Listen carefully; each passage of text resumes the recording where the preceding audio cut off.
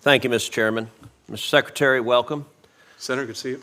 You have spoken passionately, and I believe honestly, about your commitment to helping Ukraine defeat Vladimir Putin. I agree wholeheartedly that it is an important national security interest of the United States for Russia to lose. Putin is a KGB thug who seeks to reassemble the Soviet empire at the expense of American interests and at the expense of the safety and security of Americans. And of course, in China, Xi is watching closely to see how America responds to Putin's aggression. I'm deeply concerned, however, that no matter how much you may want to help Ukraine, there is something the Biden administration wants more, which is to re-enter a nuclear agreement with Iran.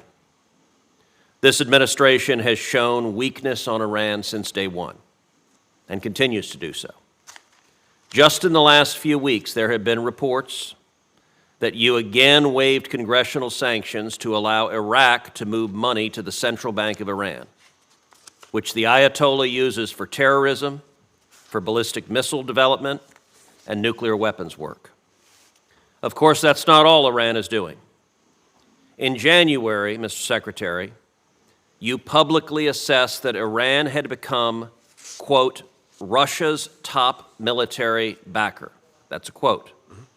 And indeed, Russia uses Iranian banks and tankers and planes to move weapons and to dodge sanctions. Yet the administration and the State Department in particular continue to allow Russia-Iranian cooperation out of a refusal to crack down on Iran. The Biden administration is boosting and in many cases funding both sides of this war. If you look at energy, and I want to start with this, I want to ask you about the use by Russia of Iranian oil tankers. As you know, Iran violates U.S. energy sanctions by using its own tankers, as well as a ghost fleet of foreign flag ships. You've allowed that ghost fleet to grow dramatically. The Iranians were using about 70 tankers when President Biden was elected. Today, they're using about 300 tankers. You did not sanction those tankers. Instead, the administration allowed Iran to restore its energy exports, getting above 1 million barrels a day, which is funding the regime and funding the war on Ukraine.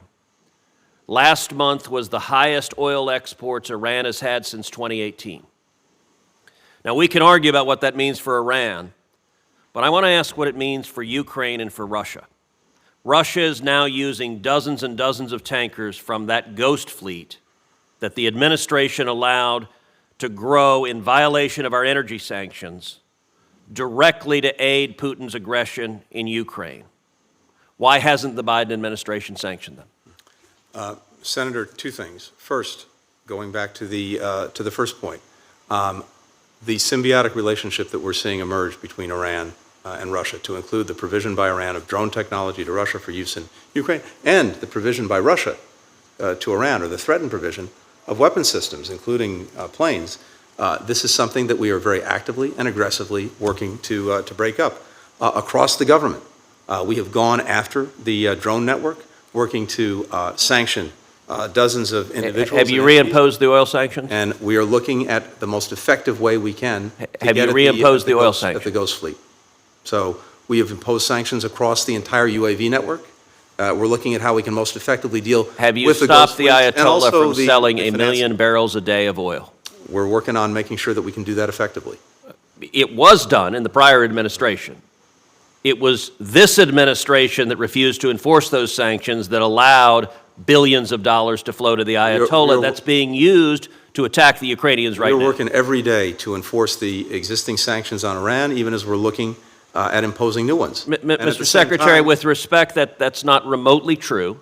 The oil sanctions you could enforce tomorrow, but it is a political decision not to enforce it, and you are providing the funds that Iran is using to provide drones that are attacking Ukrainian military, attacking Ukrainian civilians.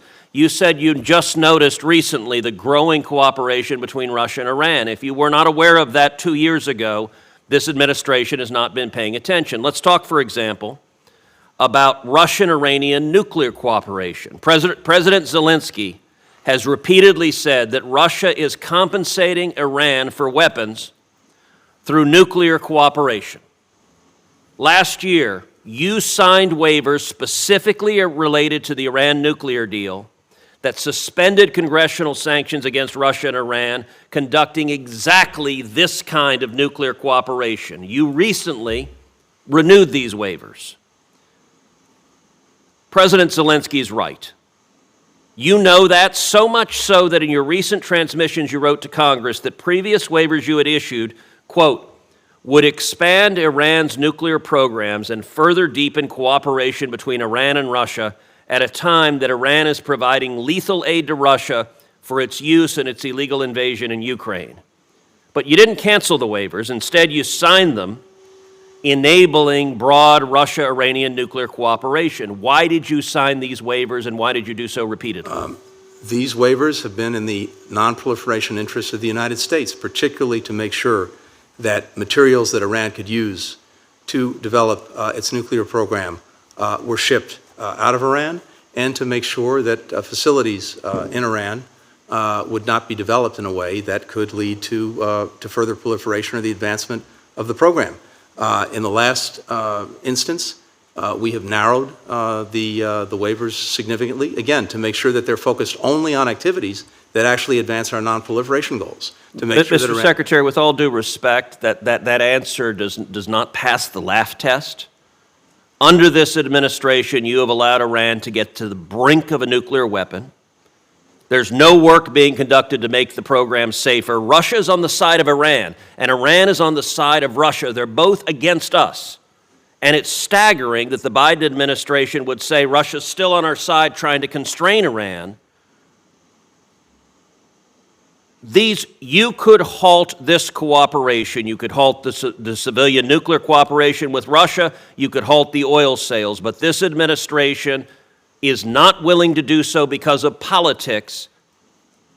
And as a result, the billions of dollars the Ayatollah is getting because of your decisions and President Biden's decisions are funding the war in Ukraine. Why is this administration funding both sides of this war? I fundamentally disagree with that judgment, Senator. We had Iran's nuclear program in a box. Unfortunately, it got out of that box as a result of pulling out, not by us, of the nuclear agreement. As a result, despite the maximum pressure that's been exerted by the previous administration. Would you answer the question I asked? Why are you funding both sides of the war? That nuclear program has moved forward. Would you answer the question, why are you funding both sides of the Ukraine war? We're not funding both sides. We're trying to make sure, wherever we can, that we're pushing back on Iran having access to resources. But you're not going to stop the oil sales. We're looking at the most effective way to deal with. Enforce the sanctions. It's not complicated.